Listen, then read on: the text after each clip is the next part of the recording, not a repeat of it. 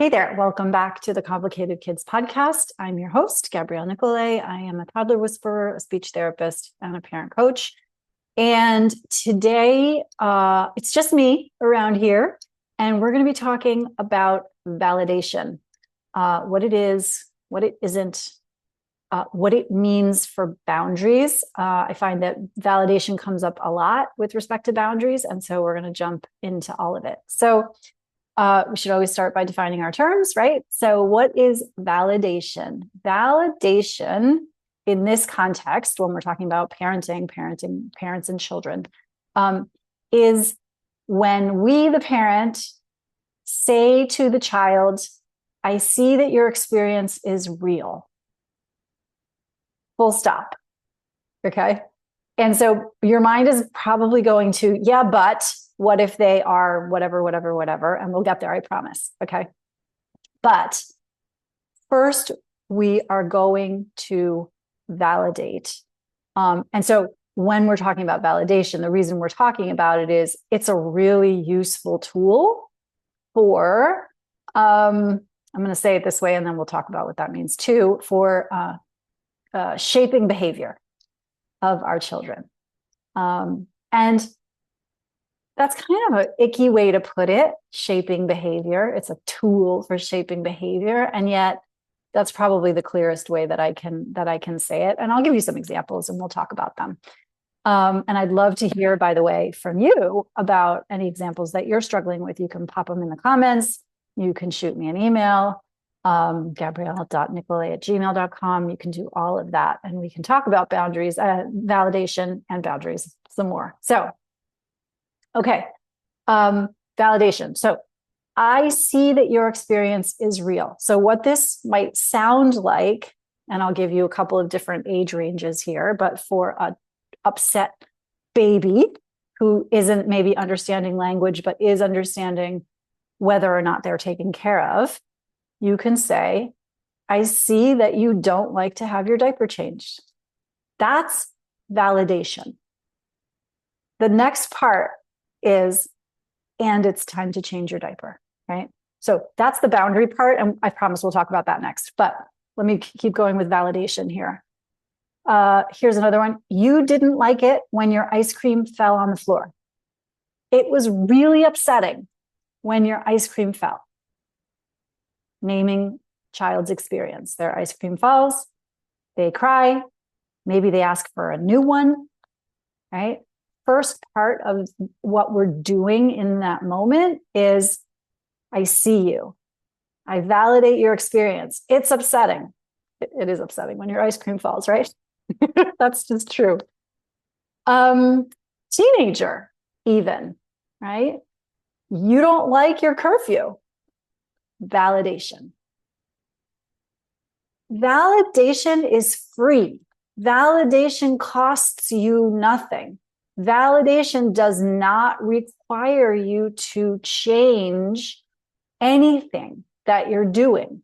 It doesn't require you to stop changing the diaper.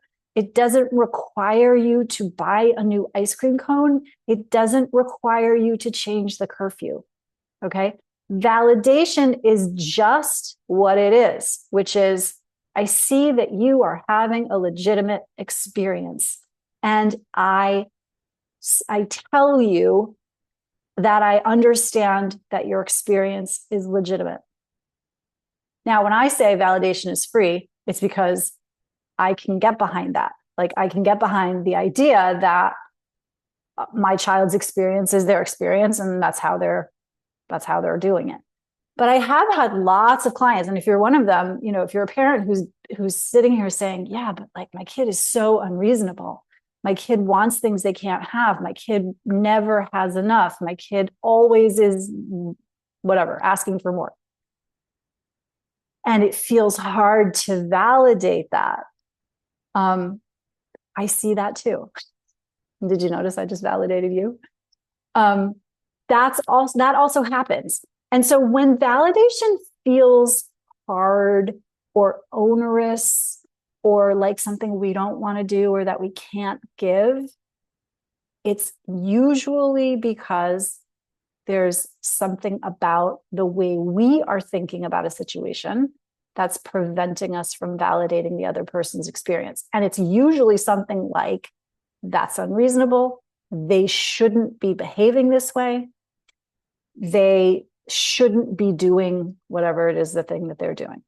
And although that might seem really true and really right, the fact of the matter is they are doing it. Your kid is crying. Your kid is asking you for a different curfew. Your kid is kicking you in the gut from the changing table because you're changing their diaper. That's happening, right? And so no amount of like, this shouldn't be happening is gonna make that stop.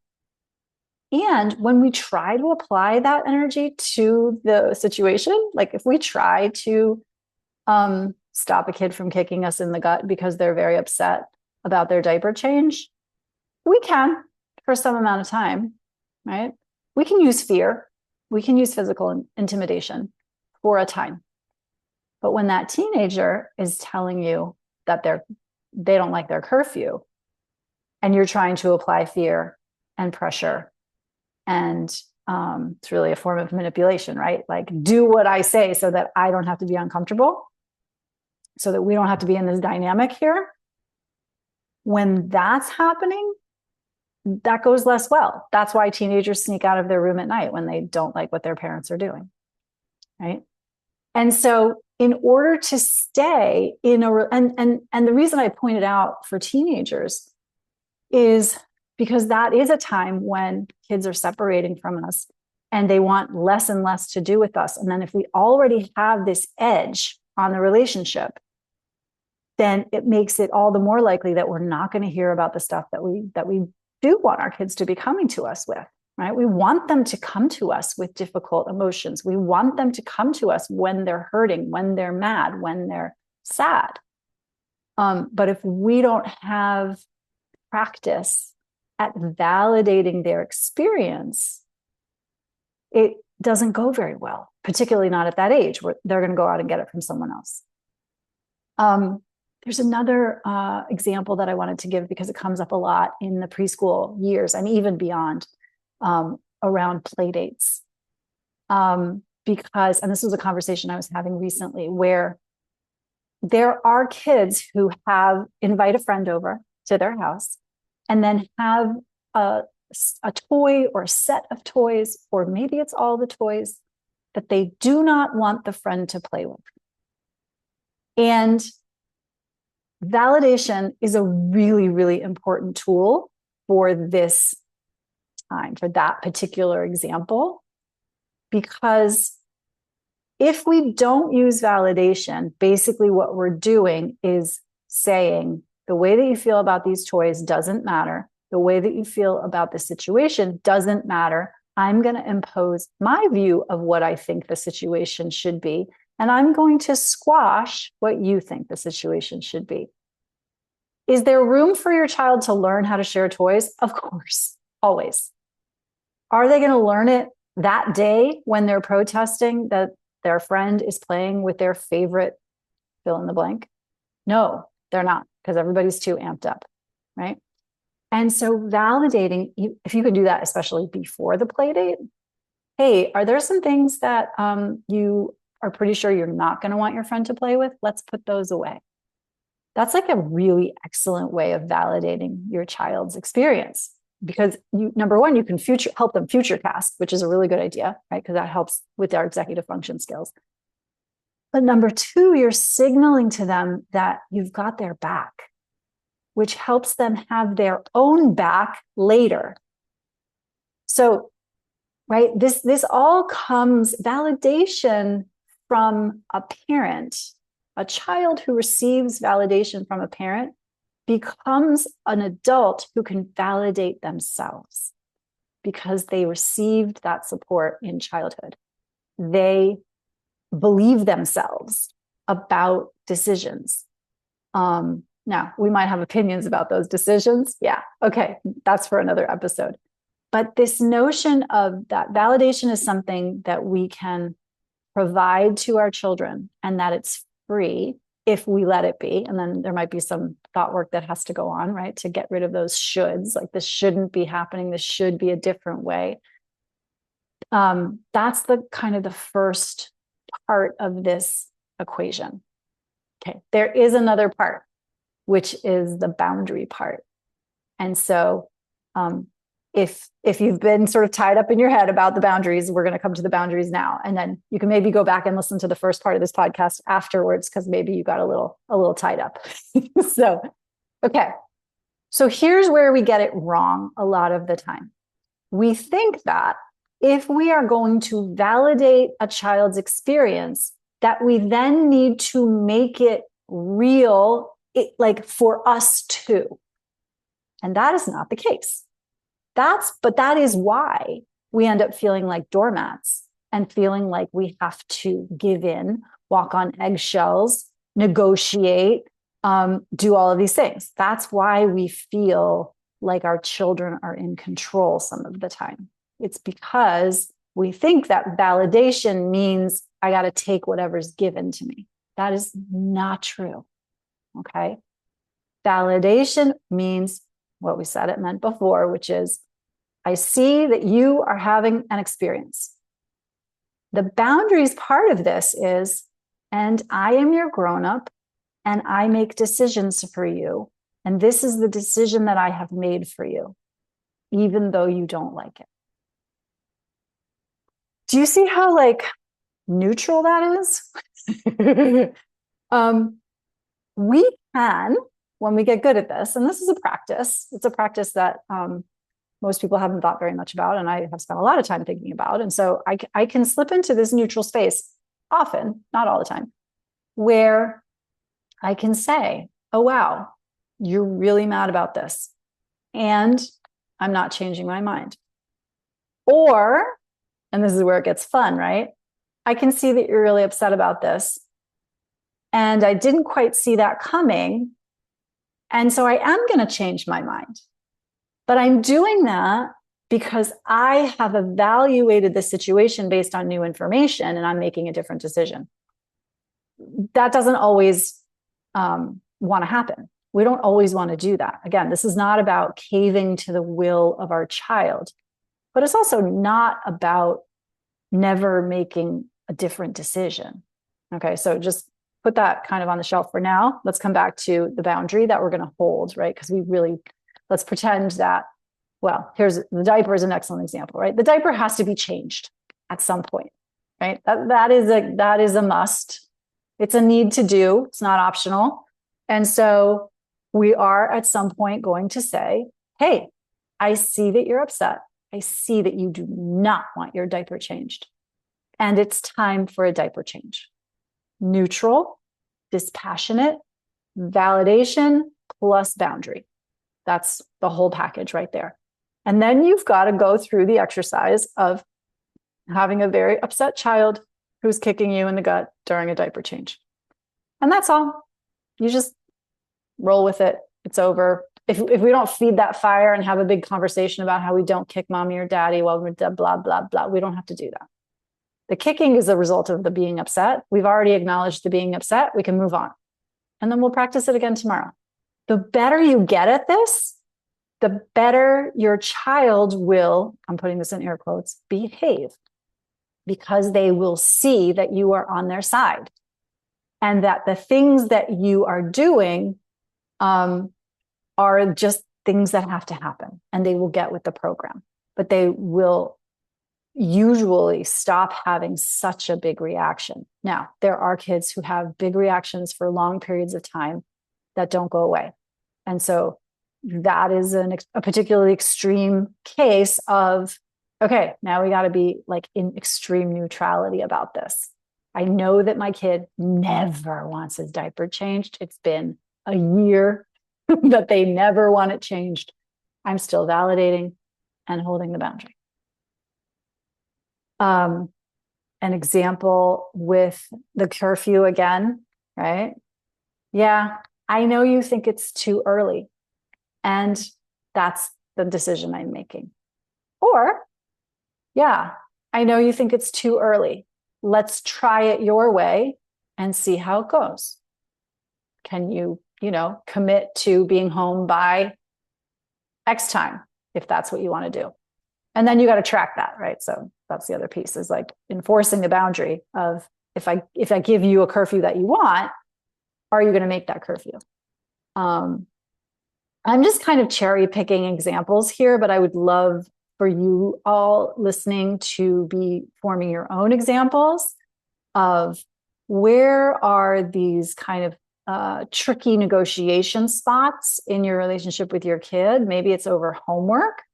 Maybe it's over dinner time, food kinds of stuff. And food is its own thing to some degree. But the validation and the boundary works there too, in a slightly different way. But we can say something like, right, I see that you are choosing not to finish your broccoli. That's what's for dinner. And then, so that's the boundary, right? I see that you're not enjoying that. And this is what's for dinner. Now, again, if you've got extremely picky eaters, that becomes its own thing. And so look for a feeding podcast at a later date. I've got a couple in the list, in the archives. So go find those. But validation. Okay. Why should we bother validating? I'm not sure I talked about this. Number one, it's going to get you, again, in air quotes, better behavior over time, because your child is going to have buy-in. They're going to feel seen. And when we feel seen, we are way more likely to do what the other person is asking us to do. It's just less antagonistic. And so when we can antagonize our children less, they will antagonize us less. I promise you this is true. But if it's really, really, really hard for you to get on the validation train, if it feels like energy that you don't have to give, there's a really good reason for it. And a coach, a friend, a therapist can help you figure out what that reason is. Okay. I promise you, when it is freely given and when you are able to freely give validation, it's a nothing burger. It's so easy. It's so easy. And so if it feels really hard, novelty is one thing, right? If you're going to practice this and it's like, oh, this is uncomfortable, it's new, I can't remember to do it. That's one thing. But if you're trying validation and you're beating yourself up, you're feeling less than, you're feeling like you are still at the mercy of your child's moods or decisions or desires, that is a really excellent opportunity for coaching, because there is for sure a mindset shift that is begging you to happen, because you want to do it one way, but you can't, or it really doesn't feel good. And so that's an indication that your subconscious mind is doing something that is preventing you from doing the thing that you sort of cognitively know that you want to do. And so coaching is really good for like digging through the archives, the trash, the recycling, the pile of the closet that you haven't looked at in 9 months since it was winter or whatever. Looking through there and being like, what's going on in here? What's going on in my mind that is preventing me from using this technique that Gabrielle says is a really good technique? How come I can't use this yet? Coaching is really good for that. And so if you have a coach, fantastic. If you're looking for a coach, I am a coach. You can call me. And the information is all in the show notes below. But it is a really, really excellent thing. If you're having trouble with this validation stuff, take a look at it. We can find some really, really cool stuff that makes dealing with your children that much easier. And when we have ease in dealing with our kids, everything just goes so much better. Like, there's fewer meltdowns. People yell at each other less. Your child will whine less. They will, when they're upset, you won't have that, like, I got to fix this now energy, which is so often causing a problem. And so practice this validation. I see that I see that this happened. and. Let's take a pause here for a second to talk about the word and. Let's not use, I see that this happened, but. Okay. When we use the word but, we've just negated the whole first part of the sentence. So see if you can replace the word but with and. And if you do nothing else this week, try that. Try the and instead of the but. Okay. I'm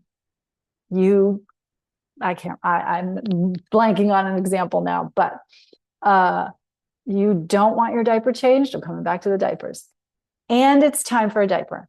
Okay. Do you feel the difference between that and you don't want your diaper changed, but it's time? Do you feel that closed downness? Yeah. So try that and. Okay. I hope this was helpful. Drop a comment, drop a review, subscribe, do all the clicky things, and or shoot me an email. Let me know what your thoughts are, what you got. Until next time, take care.